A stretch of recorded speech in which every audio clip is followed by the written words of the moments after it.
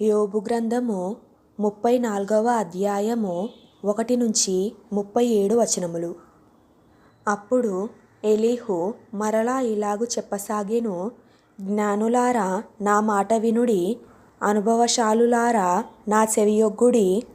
అంగిలి ఆహారమును రుచి చూచునట్లు చెవి మాటలను పరీక్షించును. న్యాయమైనదేదో విచారించి చూతము రండి. మేలైనదేదో మనంతట మనము విచారించి తెలిసికొందము రండి. నేను నీతిమంతుడను, దేవుడు నా పట్ల న్యాయము తప్పెను. న్యాయవంతుడనై యుండియు నేను అబద్ధికునిగా ఎంచబడుచున్నాను. నేను తిరుగుబాటు చేయకపోయినను నాకు మానజాలని గాయము కలిగెనని యోబు అనుచున్నాడు. యోబు వంటి మానవుడెవడు? అతడు మంచినీళ్ల వలె తిరస్కారమును పానము చేయుచున్నాడు. అతడు చెడుతనము చేయువారికి చెలికాడాయెను, భక్తిహీనులకు సహవాసి ఆయెను. నరులు దేవునితో సహవాసము చేయుట వారికి ఏమాత్రమును ప్రయోజనకరము కాదని అతడు చెప్పుకొనుచున్నాడు. విజ్ఞానము గల మనుష్యులారా నా మాట ఆలకించుడి. దేవుడు అన్యాయము చేయుట అసంభవము, సర్వశక్తుడు దుష్కార్యము చేయుట అసంభవము. నరుల క్రియలకు తగినట్టుగా ఫలము ఆయన వారికిచ్చును. అందరికీ వారి వారి మార్గములను బట్టి వారికి ఫలమిచ్చును. దేవుడు ఏమాత్రమును దుష్కార్యము చేయడు. సర్వశక్తుడు న్యాయము తప్పడు. ఎవడైనా భూమిని ఆయనకు అప్పగింత పెట్టెనా? ఎవడైనా సర్వప్రపంచ భారమును ఆయనకు అప్పగించెనా? ఆయన తన మనస్సు తన మీదనే ఉంచుకొనిన ఎడల తన శ్వాస విశ్వాసములను తన యొద్దకు తిరిగి తీసుకొనిన ఎడల శరీరులందరూ ఏకముగా నశించెదరు. నరులు మరల ధూళి అయిపోవుదురు. కావున దీన్ని విని వివేచించుము, నా మాటలను ఆలకింపుము. న్యాయము ద్వేషించువాడు లోకము నేలున. న్యాయ సంపన్నుడైన వాని మీద నేరము మోపుదువా?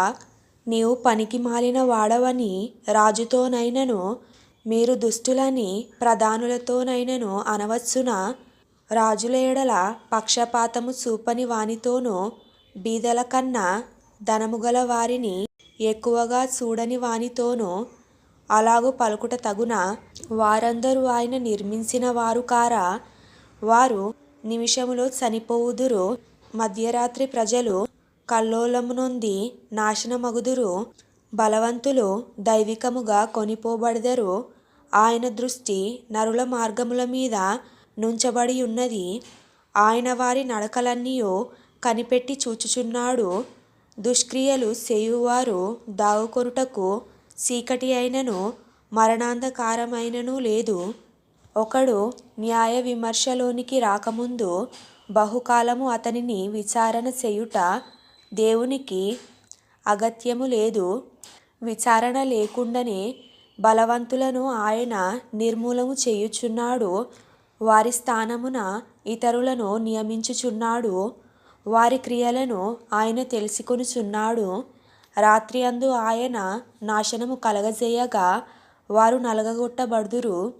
దుష్టులని బహిరంగముగానే ఆయన వారిని శిక్షించును. ఏలయనగా వారు ఆయనను అనుసరించుట మానిరి. ఆయన ఆజ్ఞలలో దేనినైనను లక్ష్య పెట్టకపోయిరి. బీదల మొరను ఆయన యొద్దకు వచ్చునట్లు చేసిరి. దీనుల మొరను ఆయనకు వినబడునట్లు చేసిరి. ఆయన సమాధానము కలగజేసిన ఎడల శిక్ష విధింపగలవాడెవడు? ఆయన తన ముఖమును దాచుకొనిన ఎడల ఆయనను చూడగలవాడెవడు? అది అనేకులను గూర్చినదైనను ఒకటే, ఒకని గూర్చినదైనను ఒకటే. భక్తిహీనులు రాజ్య పరిపాలన చేయకుండునట్లు, వారు ప్రజలను చిక్కించుకొనకుండునట్లు బలవంతులను ఆయన నిర్మూలము చేయుచున్నాడు. ఒకడు, నేను శిక్ష నొందితిని, నేను ఇకను పాపము చేయను, నాకు తెలియని దానిని నాకు నేర్పుము. నేను దుష్కార్యము చేసి ఉన్న ఎడల ఇకను చేయనని దేవునితో చెప్పునా? నీకిష్టము వచ్చినట్లు ఆయన ప్రతీకారము చేయునా, లేని ఎడల నీవుందువా?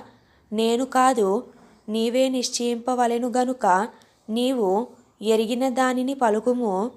వివేచన గలవారు, జ్ఞానము గలిగి నా మాట వినువారు నాతో నిలాగు పలుకుదురు.